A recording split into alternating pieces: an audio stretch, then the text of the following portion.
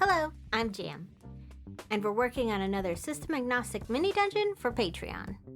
This one is called Church of Wurrm, and it has some really big bugs in it. By the way, if you're here through JP's video, welcome in! I appreciate y'all so much. Be sure to check out all the other talented people that JP mentioned, just in case you haven't had a chance yet. So to start off, I quickly sketched out a map that was going to show a top-down view of an area above ground and underground.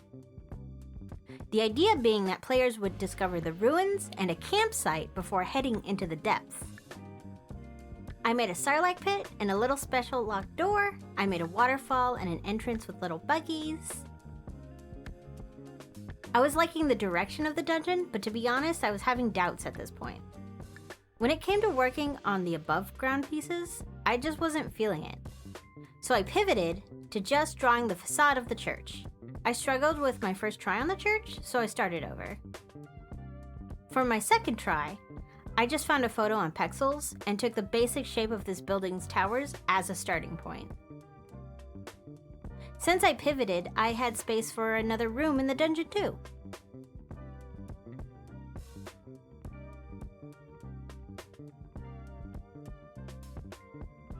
I had a lot of fun drawing the little buggies into the letters.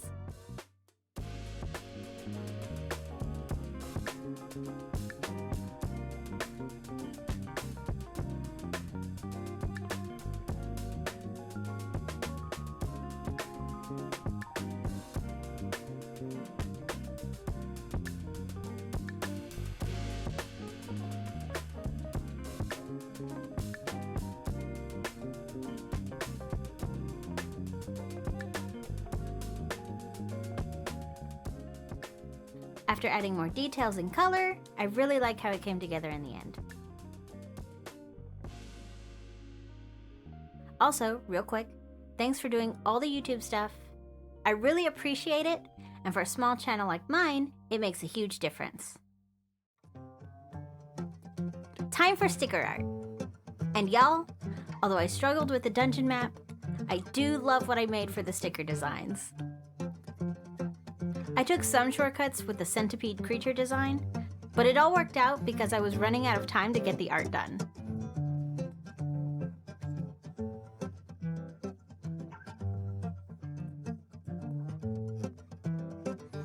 I have a question for y'all. I'd like to know if this kind of line art style, with these sorts of muted, flat colors, is your jam. Pretty please speak up in the comments, because I'd love to start drawing a collection of obscure, magical objects like these keys, and then offer them for people to use in their own projects. I could make versions in black and white, and in color, maybe in a couple different palettes, royalty-free with attribution.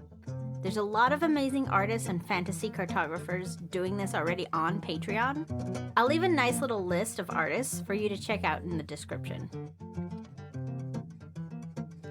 But I'd love to know what you'd like to see from me. Do you like my weird little cartoonish creatures? Do you prefer these more vicious and scrungly dudes? Should I try making art assets in watercolor or mixed media and scanning those in?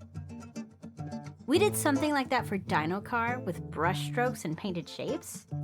Of course, there's a link in the description. But anyway, yeah, I would love to know, let me know. That's what the comment section is for.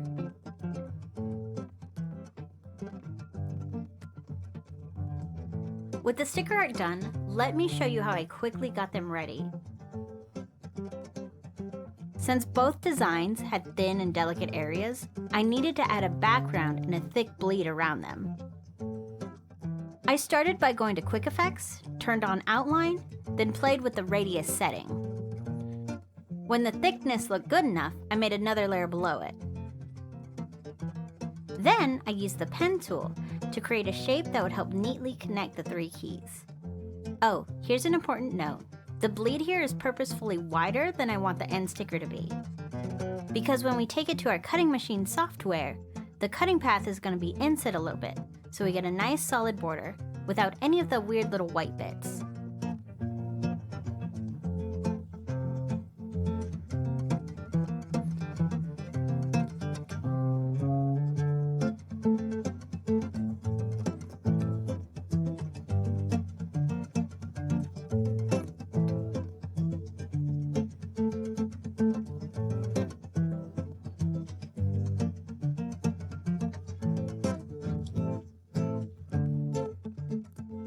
just need to export, and that art is ready to become a sticker.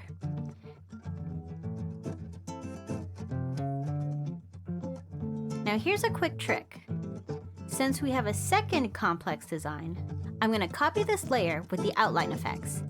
Go over to our centipede, select the art layer, go to Edit, and paste effects. This way, we can get that same outline onto our centipede. It's a sticker set, so it's nice to make them match. And this will give us a good starting point to fill in all these little cracks and smooth the border a little more. I took the pen tool again and created another shape in a lower layer.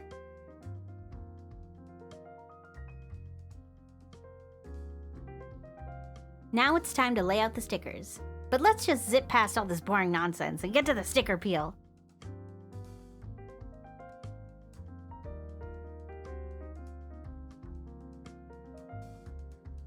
My second favorite part of making stickers is freeing them. Freeing them from the hole that was made for them.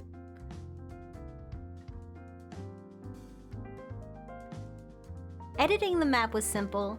After I found a font that matched the tone, I added numbers to all the rooms. There's all kinds of approaches to numbering rooms in a dungeon. Usually, I'll start on rooms near the entrance and go deeper down the list. I think this makes it easier for game masters to reference as the party explores each area. But if you have a different opinion on that, I'd love to know. How would you list and prioritize rooms in a dungeon?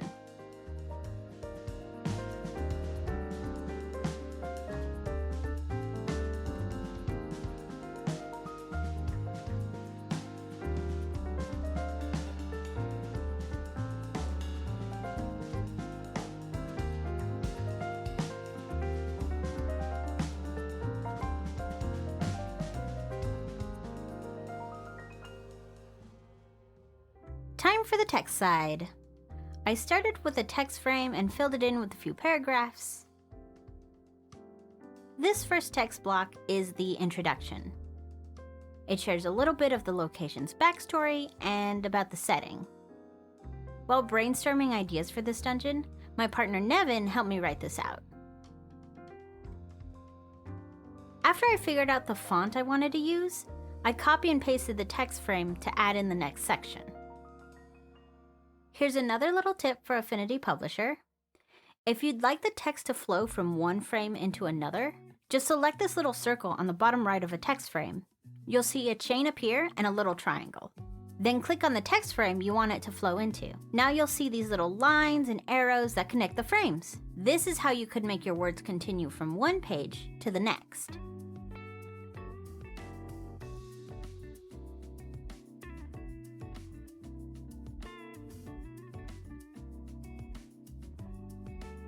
After I fit the text frames on the card a bit better, I added numbers to all the room info with numbered bullet points. Time for another random publisher tip. If you ever need to adjust the number that a bullet list starts on, go over to Paragraph, then scroll down to Bullets and Numbering. Here you'll see the little input called Start Numbering At, and here is where I set it to 4 to continue my list of rooms. Easy peasy.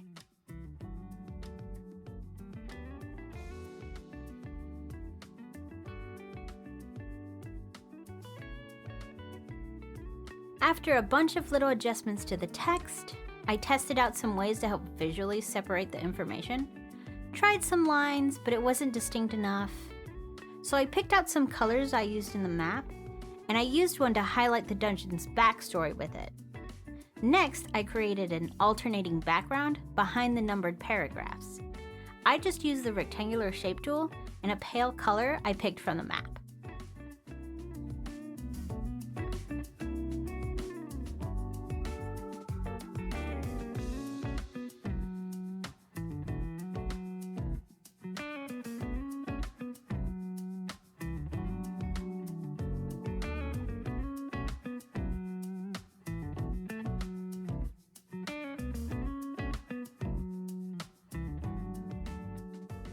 And with all that done, the last piece of the puzzle is fitting in the drawings of the keys and the centipede.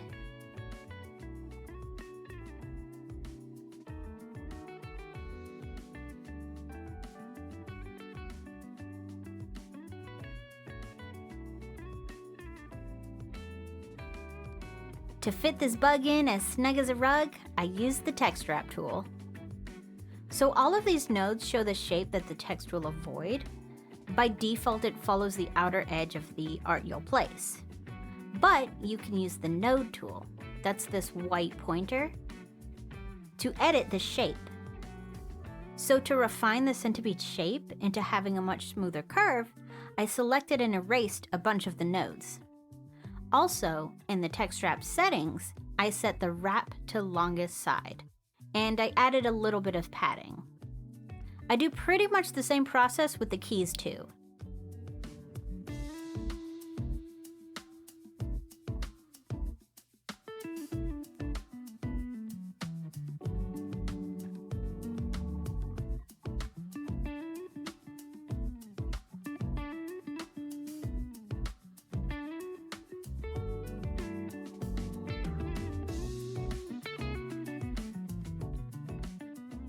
After some more adjusting and adding the credits, the layout is done, and it's time to print.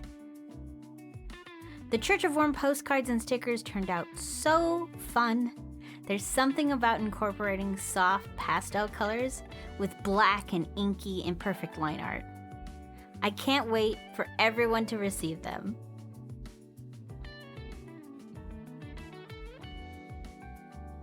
In case you haven't heard the news, Reactor is this fantastic mech space opera ttrpg, and the crowdfunding campaign is live right now. It is a collaboration between Dinoberry Press and 200 Proof Games. Nevyn and Quinn have done something amazing with the way relationships, drama, and tragedy dance in this game. And these are my own words. As someone who isn't a big fan of wartime media like the mecha genre can be. But this game plays with your guts, it squeezes your heart, and it isn't afraid to give players the tools to devastate the story. And I mean that in the best way possible. Something I personally appreciate in this game is that I feel unafraid as a player to lose a character I've invested in.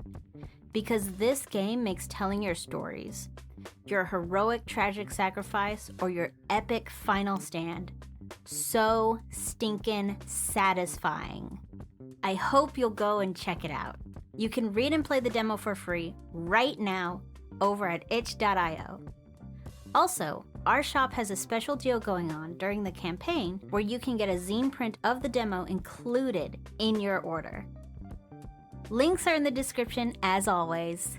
Thank you so much for hanging out with me today. See y'all next time. Bye bye.